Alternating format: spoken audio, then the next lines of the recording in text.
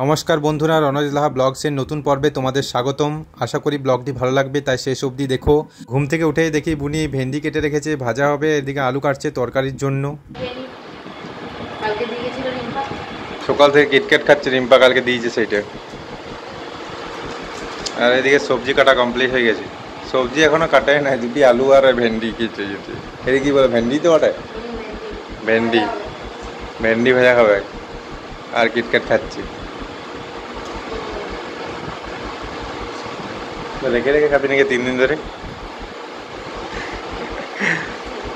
আরে পাম্প চলছে, ফ্যান চলছে, এদিকে প্রচুর আওয়াজ আসছে। তুই খা। এইটা হচ্ছে 49 টাকা। তাও 150 টাকা মানে বিরিয়া।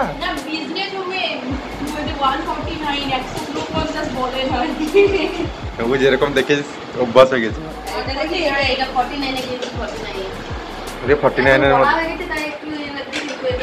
কিন্তু এমনিতে কিনতে গেলে 150 টাকা লাগবে আমাদের এখানে। 200 টাকা লাগবে না, 150। ঘোর কাটা না।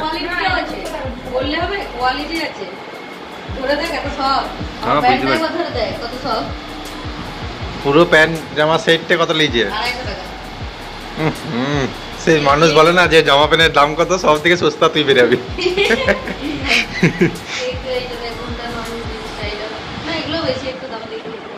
এটা কত?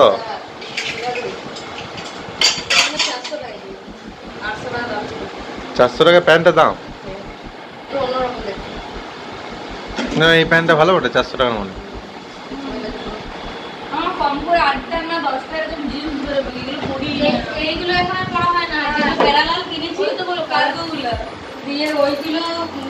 না সবজি কাটা না যে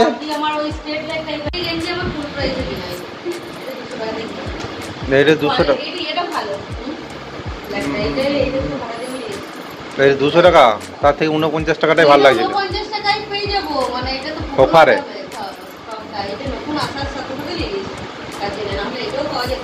49 টাকাটাই ভালো লাগলো।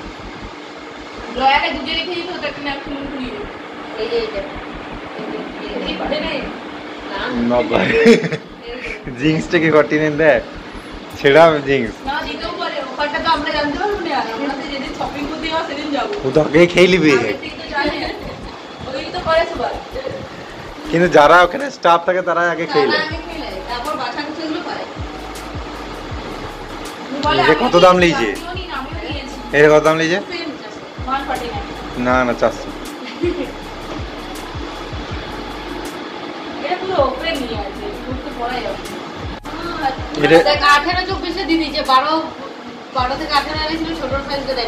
একশো 99 লেখা রয়েছে, 60 টাকায় দিয়ে দিল।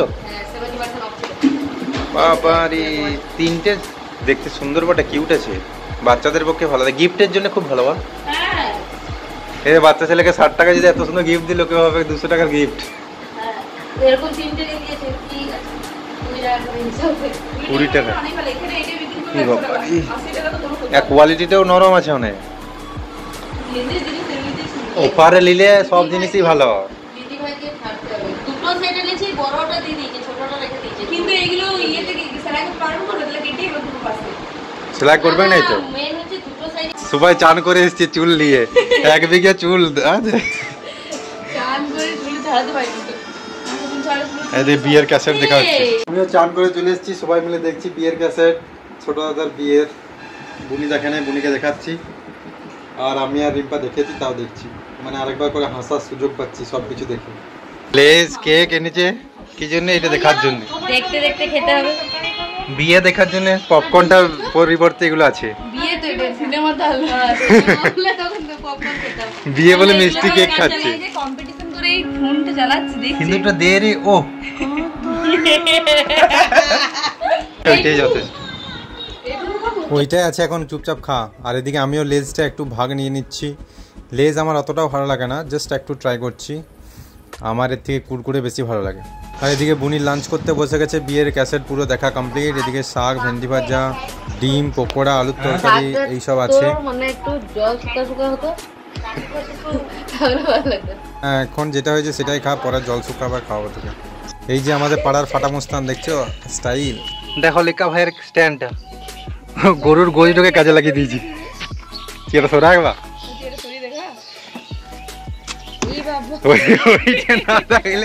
ওইটা না থাকলে তুই ফুটে ডাল।